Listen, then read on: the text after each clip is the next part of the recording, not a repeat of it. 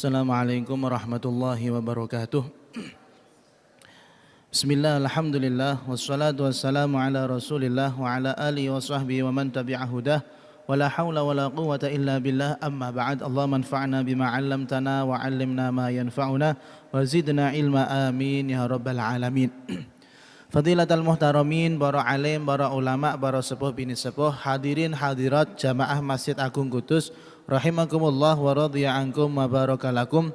Marilah sebelum kita lanjutkan kajian Quran tafsir pada malam hari ini, kita terlebih dahulu untuk niat i'tikaf bersama-sama di masjid. Bismillahirrahmanirrahim. Nawaitul i'tikafa fi hadzal masjidi sunnatan lillahi ta'ala. Kita masih berkutat atau membahas daripada sifat-sifatnya atau ciri-ciri daripada orang-orang munafik. Kemarin minggu lalu kita berhenti pada ayat ala innahum humul mufsidun, itu betul ya. Wa idza qila lahum la tufsidu fil ardi, betul. Qalu innama nahnu muslihun, itu betul itu ya. Oke.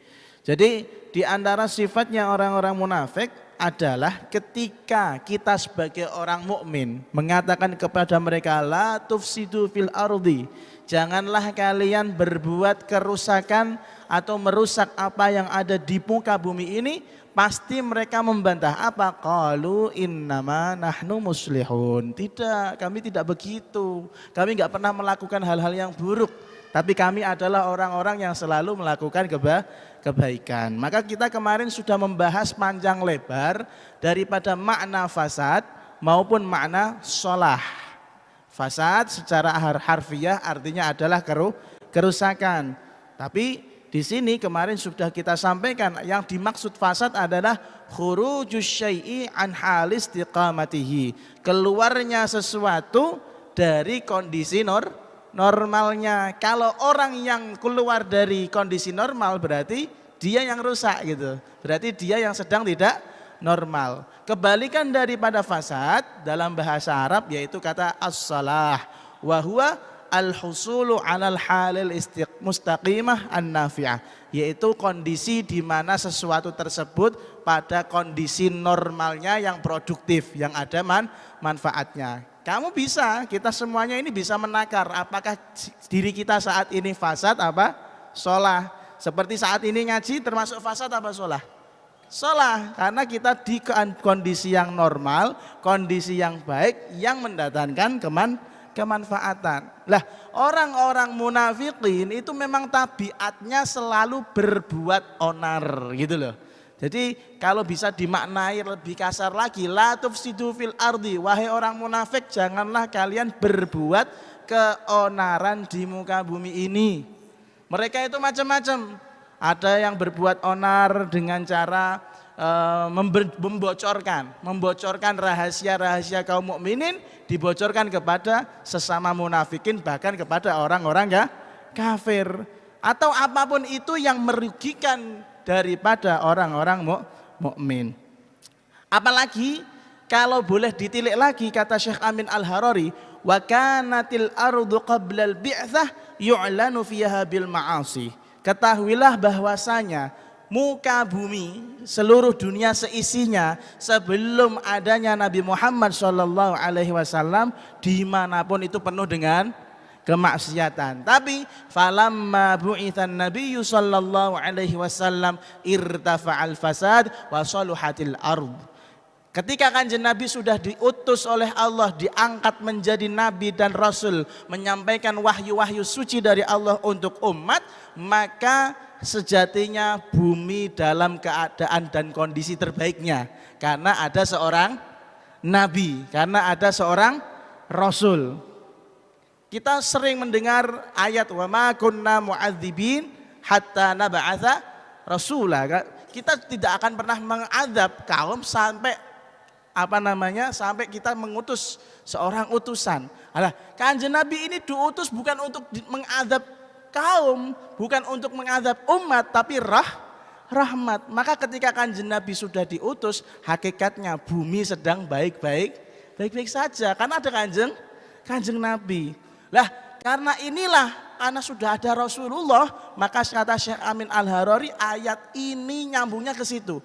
Bumi sudah baik-baik saja, sudah ada Rasulullah. Wahai munafikin, la tufsidu fil ard. Janganlah kalian merusak muka bumi ini. Ini dulu bumi rusak, penuh dengan maksiat, menyembah kepada selain Allah. Sudah ada Rasulullah, kok kamu rusak dengan perbuatan-perbuatan buruk. Maka faida a'lanu bil ma'asi faqad afsadu fil ardi ba'da islahiha. Maka ketika mereka berani, mereka siapa? Orang-orang munafik. Mereka berani untuk berlantang atau berterang-terangan untuk melakukan kemaksiatan di masa hidupnya Rasulullah, maka sejatinya mereka sedang berusaha untuk merusak muka bumi. Ditunggoni Kanjeng Nabi, enak, kita punya masalah tanya sama Rasulullah, kita nggak paham apa-apa tanya sama Kanjeng Nabi.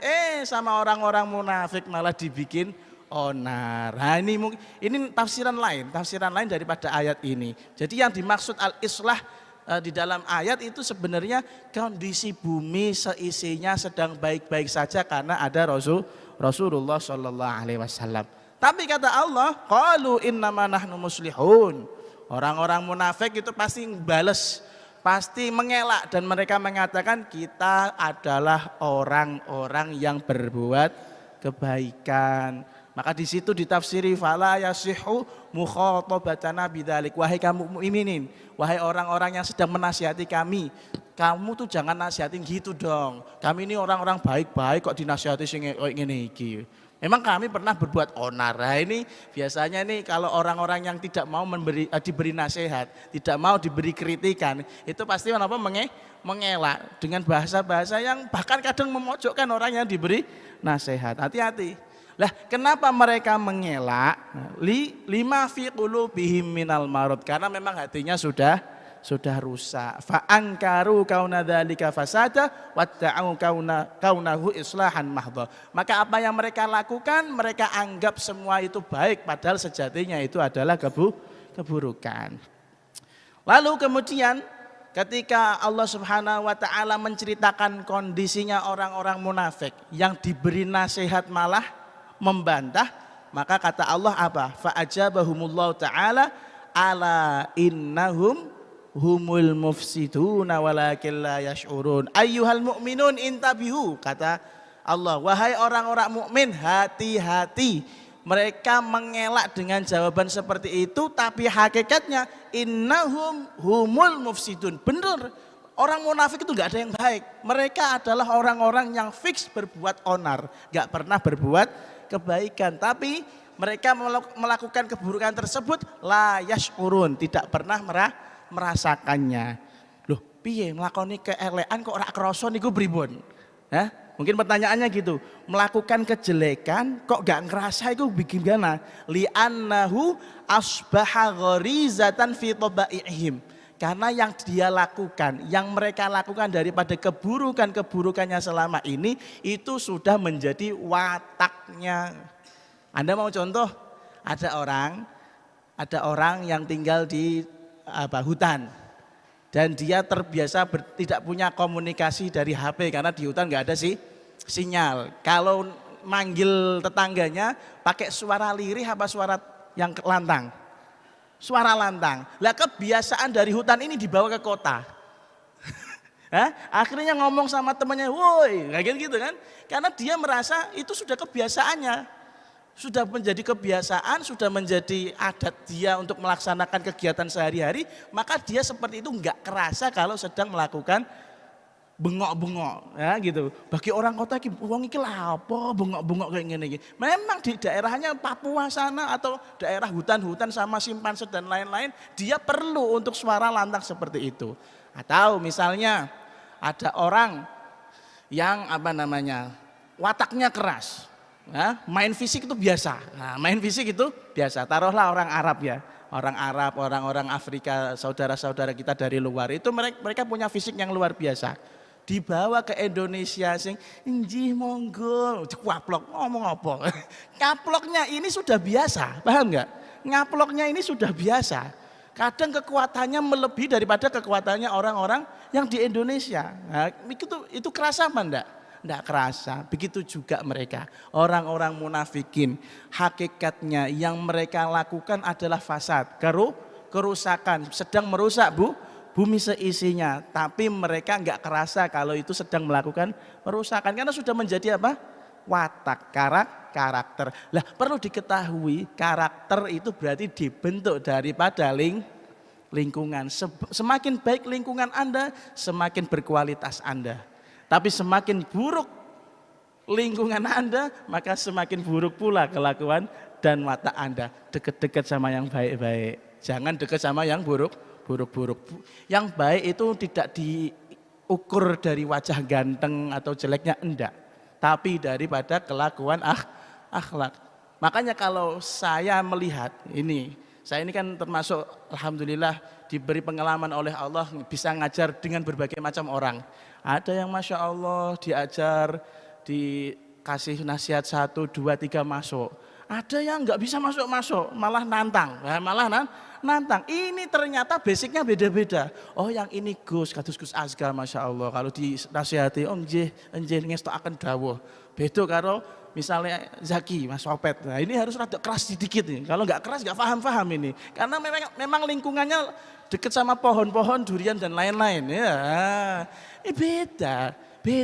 Maka semakin kita punya circle yang baik, yang menuntun kita kepada kebaikan, lama-lama tabiat ini akan berubah.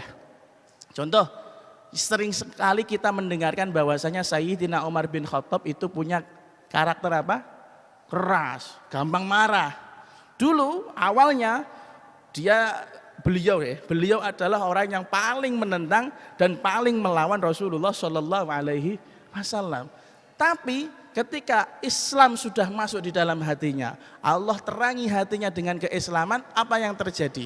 Yang dulunya menantang Rasulullah, yang dulunya melawan Rasulullah, kerasnya sekarang berbalik, melawan kepada orang-orang kafir. Kanjeng Nabi nggak merubah tabiatnya, karena ada manfaatnya.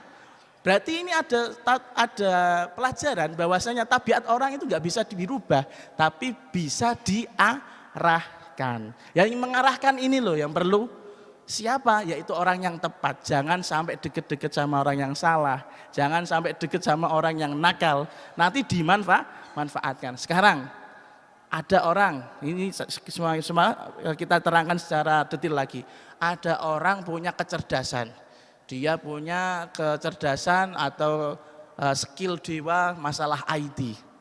Kalau baik, kalau dia kumpulannya sama orang-orang baik, maka dibuat untuk memproteksi web yayasan, kemudian web keuangan biar semakin keren, tidak gampang dijebol dan lain-lain. Tapi kalau ini yang punya menguasai orang-orang yang IT ini adalah orang-orang nakal, akhirnya jadinya apa?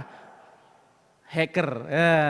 Bobol keamanan negara, bobol bank dan uang-uang masyarakat luas. Ini bahaya. Akhirnya menjadi kriminal. Tinggal kita sendiri mau dibawa kemana tubuh dan hati ini. Dekat kepada Allah, apa dekat sama orang-orang yang gak jelas. Dekat kepada wali Allah, apa dekat sama orang-orang yang dekat sama setan. Na'udzubillah min dzalik. Pun. Wa idza qila lahum wa idza qila lan nalikane den ucapake lahum marang munafikin. Apa sing diucapke? Aminu padha imano sapa sira kabeh kama kaya barang. Kama amana kaya oleh padha iman annasu sapa menusa wong akeh. Qalu mongko padha jawab ngucap sapa munafikin. Anu minu ana ta padha iman sapa kita kama kaya barang amana kang iman as-sufaha sapa pira-pira wong kang bodho. Ala eleng-eleng innahum sak temene munafiqun hum hiya munafiqun as-sufaha'u iku pira-pira wong kang bodho kabeh. Walakin lan tetapine la ya'lamun ora padha ngerti sapa wong munafik kabeh. Ini lanjutan masih berkaitan dengan ayat tentang orang-orang munafik. Jadi kata Allah, apabila dikatakan kepada mereka orang munafikin, berimanlah kamu sebagaimana orang lain telah beriman, pasti mereka menjawab, apa kami akan beriman seperti orang-orang yang picik akalnya itu? Ingatlah kata Allah, sesungguhnya mereka itulah orang-orang yang picik akalnya, tapi mereka tidak tahu. Kita harus bedah tafsiran daripada ayat ini. Jadi sudah jelas kata wa idza qila lahum aminu ini adalah ucapan yang diucapkan daripada golongan orang mukmin. Maka kata Syekh Amin Al-Harari mengatakan wa idza qila lahum min tarafil muslimin bi tariqil amri bil ma'ruf ithronahyim anil munkar. Maka ayat ini adalah ucapannya orang-orang muslim yang sedang mengajak orang munafikin untuk amar ma'ruf setelah mereka nahi mungkar. Tadi di ayat sebelumnya apa? La tufsidu, janganlah berbuat kerusakan. Apa itu namanya dalam konsep Islam? Nahi mungkar. Maka perlu adanya amar ma'ruf. Jadi di ayat ini aminu itu sebenarnya amar ma'ruf. Kenapa harus seperti itu? Itsmaman lin nushi wa ikmalan lil irsyadi. Untuk menyempurnakan sebuah nasihat dan petunjuk. Jadi kalau ini ajaran daripada agama Islam, Anda sebagai penengah misalnya, Anda sebagai orang yang dibuat rujukan untuk memecahkan masalah, dimintai nasihat, maka Anda jangan hanya nyuruh-nyuruh tok, jangan hanya amar ma'ruf tok, tapi ya ada nahi mungkarnya. Oh gini, kamu melakukan ini tapi jangan lakukan ini. Barusan ini tadi, saya ini sedang menghantarkan seorang relasi kepada Habib guru saya. Di situ Masya Allah, adab ini dipakai sama beliau. Jadi orang ini bercerita kepada Habib, ada masalahnya. Kata Habib, lakukan ini. Kamu kalau mau hajat-hajatmu kabul, bacalah Rotibul Haddad. Nanti insya Allah dikabulkan oleh Allah Subhanahu Wa Taala. Tapi kamu punya kebiasaan tidur sore, tinggalkan. Itu nanti membuat kamu gila, loh gitu. Amar ma'ruf nahi mungkar, imbang. Jadi nasihatnya itu ya gitu. Jadi enggak, nasihat itu bukan yang manis-manis. Nasihat itu bukan yang membuat kupingmu enak, tapi nasihat itu yang membuat hidupmu menjadi lebih nyaman, membuat akhiratmu menjadi lebih baik, kan gitu loh. Nah ini juga sama, ayat ini kaum muslimin melanjutkan setelah nahi mungkar melakukan apa? Amar ma'ruf. Kata Syekh Amin Al-Harari, fa inna kamalal iman bimajmu'il amraini. Sempurnanya iman seseorang itu harus ada dua hal ini. Kumpul dua hal ini, enggak boleh pisah. Apa itu? Al-i'radu amma la yanbaghi, menjauh daripada hal-hal yang tidak patut. Wal ityanu bima yanbaghi, dan mendatangi hal-hal yang seharusnya dilakukan. Hakikatnya apa tadi? Amar ma'ruf nahi mungkar. Lah, sekarang yang menjadi pertanyaannya, yang mengatakan aminun kama amanan nas di ayat ini itu siapa? Di sini disebutkan oleh Syekh Amin Al-Harari, qala idza qala li haula'il munafiqin an-nabiyyu sallallahu alaihi wasallam au ba'du ashabihi bi tariqil amri bil ma'ruf nasihatan lahum. Ketika Kanjeng Nabi Muhammad sallallahu alaihi wasallam dan sahabat-sahabatnya yang mukminin memberikan instruksi kepada munafikin dengan cara amar ma'ruf, maka Rasulullah dan sahabat-sahabatnya mengatakan kepada munafikin begini, aminu, ayolah kamu beriman. Kepada siapa? Billahi, kepada Allah, wa malaikatihi, malaikat Allah, wa kutubihi, dan kitab-kitab Allah, wa rusulihi, dan utusan Allah, wa bil yaumil akhiri, dan dengan hari kiamat, imanan shadiqa. Imanlah kalian dengan iman yang sesungguhnya, jangan ada dusta di antara iman tersebut, jangan dicampuri yang aneh-aneh. Nah, lalu kemudian kalau kita telisik di situ kan kata Kanjeng Nabi dan para sahabat, aminu kama amanan nas, wahai orang-orang munafikin, berimanlah kalian sebagaimana imannya orang-orang banyak. Orang-orang banyak ini siapa? Nah, ini pertanyaannya. Orang-orang banyak ini siapa? Kok menjadi contoh? Di sini disebutkan wal muradu bin nasuhuna, yang dimaksud dengan orang-orang banyak di ayat ini siapa? Al kamiluna fil insaniyah al-amiluna biqadiyatil aql, yaitu orang-orang yang sudah sempurna kemanusiaannya. Nah, ini mungkin pertanyaan, maksudnya sempurna manusia gimana? Apa saya ini termasuk sempurna apa kurang? Bisa jadi kurang. Bagaimana kita mendeteksi diri kita ini kurang manusia?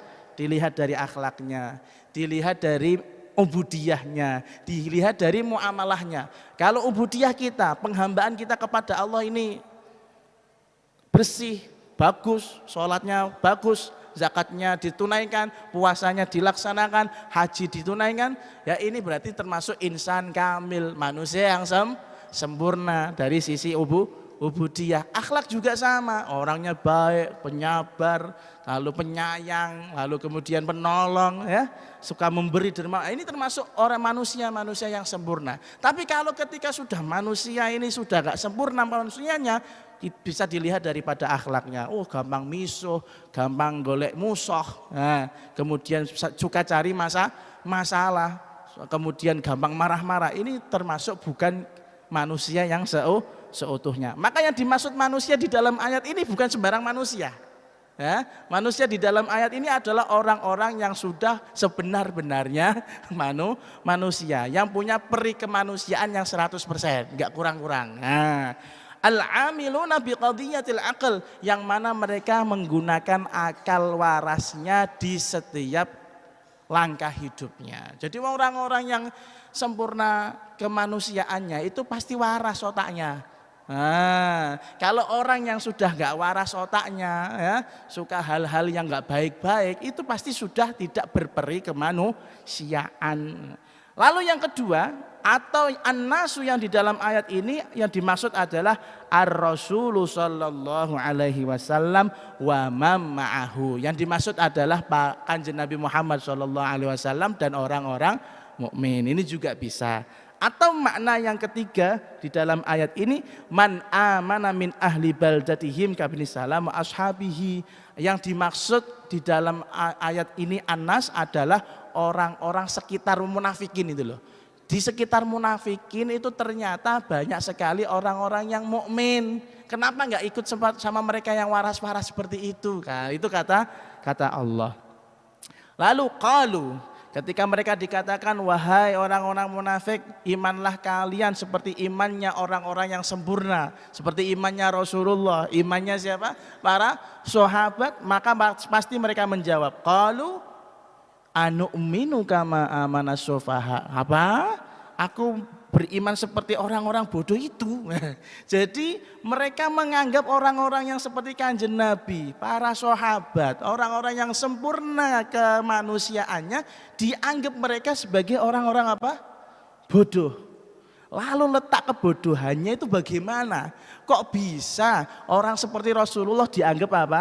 Bodoh. Orang seperti sahabat dianggap bodoh. Alasannya apa? Nah, di sini dikatakan di dalam Syekh Amin Al-Harari mengatakan, wa innama nasabuhum ilaihi ma'annahum fil ghayatil qadiyati minar rusydi war razanati wal waqar awanan likamali syiddatihim fis safahah. Para munafikin menganggap Kanjeng Nabi, menganggap para sahabat sebagai orang-orang bodoh, padahal para sahabat dan Kanjeng Nabi adalah orang-orang yang apa?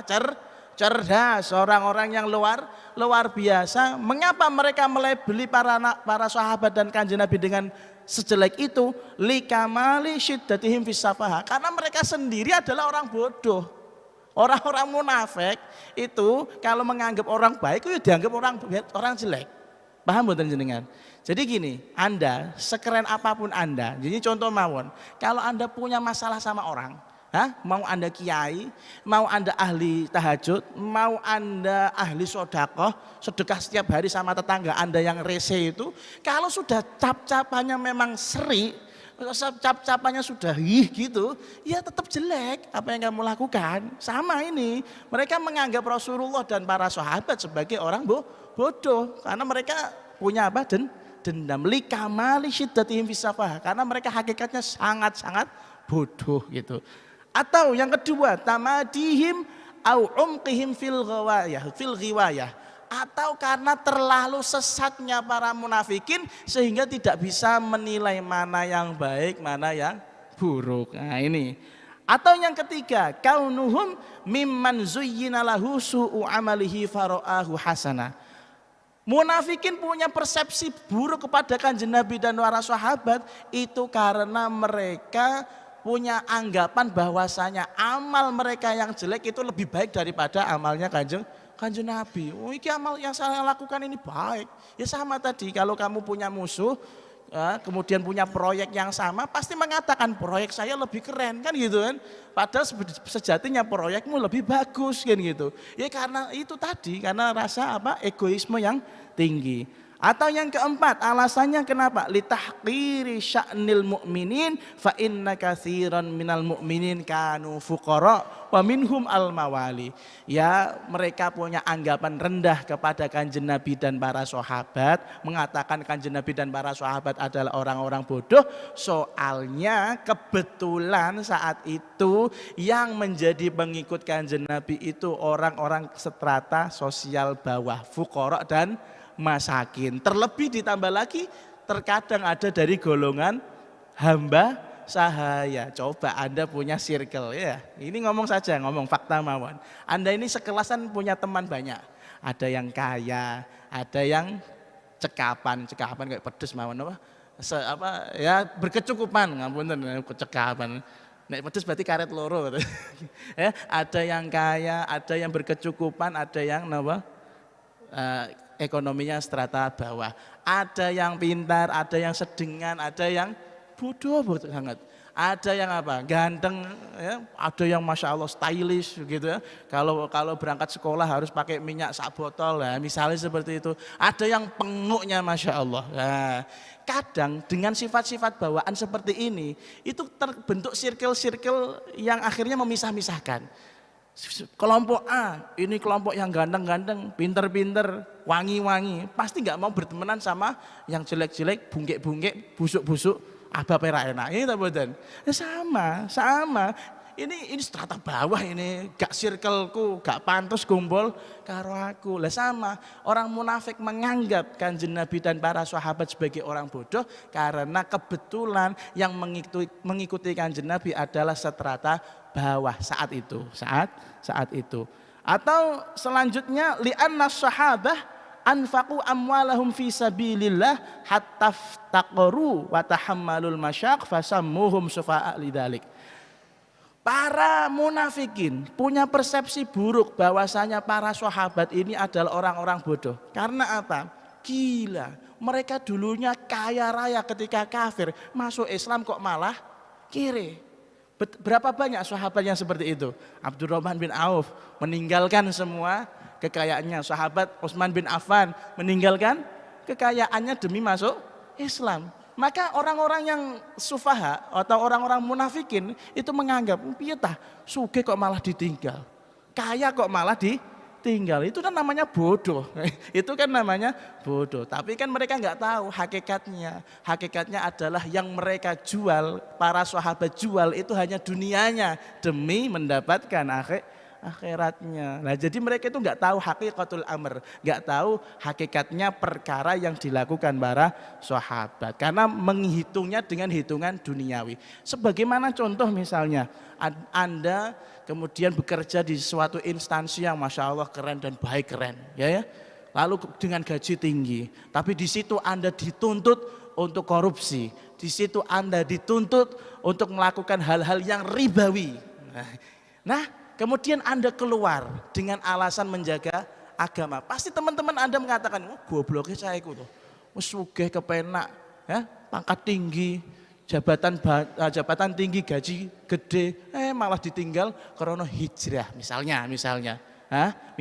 Misalnya kan ada kasus seperti itu. Akhirnya mereka menjadi miskin. Lah dari sisi duniawi memang goblok sudah diurus, sudah diusahani bertahun-tahun sampai jabatan tinggi, gaji banyak, tiba-tiba hanya karena ternyata ini hal yang keliru dalam agama, kemudian dia hijrah, malah dianggap bodoh. Bodoh yang menganggap bodoh karena mereka persepsinya hanya dunia, yang dilihat hanya harta, tapi mereka tidak melihat bagaimana urusan akhiratnya nanti. Seandainya mereka tahu akhirat itu berat, pasti mereka juga akan resign dari pekerjaannya. Buat apa bantu orang korupsi?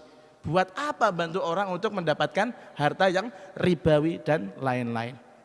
Lalu kemudian kita tadi sudah masuk pada ayat bahwasanya orang-orang munafik mengatakan anu'minu kama amanus sufaha. Apa? Kami mau beriman seperti orang-orang bodoh tersebut. Pertanyaannya, ini diucapkan gimana sih? Kok sampai disampaikan di dalam ayat sejelas ini? Apakah mereka ngomong langsung sama Kanjeng Nabi seperti itu? Makanya ada pertanyaan, fa in qila kaifa yasihhu an-nifaq ma'al mujaharah biqaulihi anu'minu kama amanus sufaha. Bagaimana cara menjawab bahwasanya perkataan munafikin ini kan perkataan yang jelas. Mosok sih mereka mengatakan aku nggak mau iman seperti Muhammad, aku nggak mau iman seperti para sahabat. Sementara mereka ada sifatnya apa? Munafik. Ngomongnya Islam, hatinya apa? Kafir. Terus bagaimana kata-kata ini disikapi? Syekh Amin Al-Harari mengatakan fihi aqwalun. Di dalam perkataannya munafik ini ada beberapa pendapat. Pendapat yang paling banyak, innal munafiqin kanu yatakallamuna bihadzal kalam fi anfusihim duna ayyuntiqu bihi bi alsinatihim. Sesungguhnya orang-orang munafik mengatakan atau membantah, masa kami sih mau iman seperti orang-orang bodoh tersebut. Ucapan ini tidak diucapkan dengan lesan, tapi geremeng di dalam hati. Contohnya seperti di sinetron itu loh. Gini tapi bisa ada suaranya gitu ya.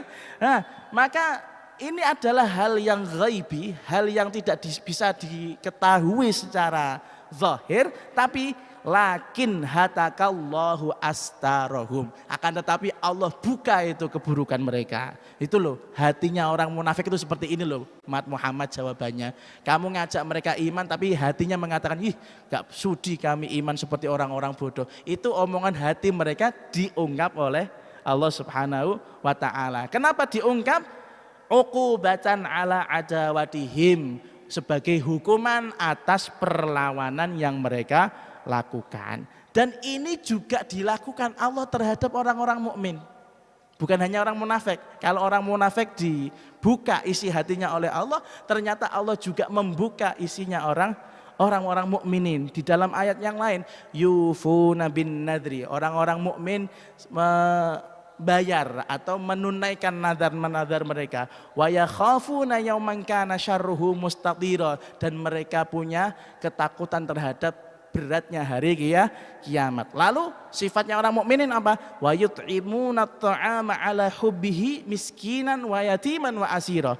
Di antara sifat-sifatnya orang mukmin adalah memberikan makanan, sedekah. Sedekah dengan makanan yang mereka sukai, yang mereka berikan kepada orang miskin, orang yatim, dan orang-orang yang berkebutuhan khusus.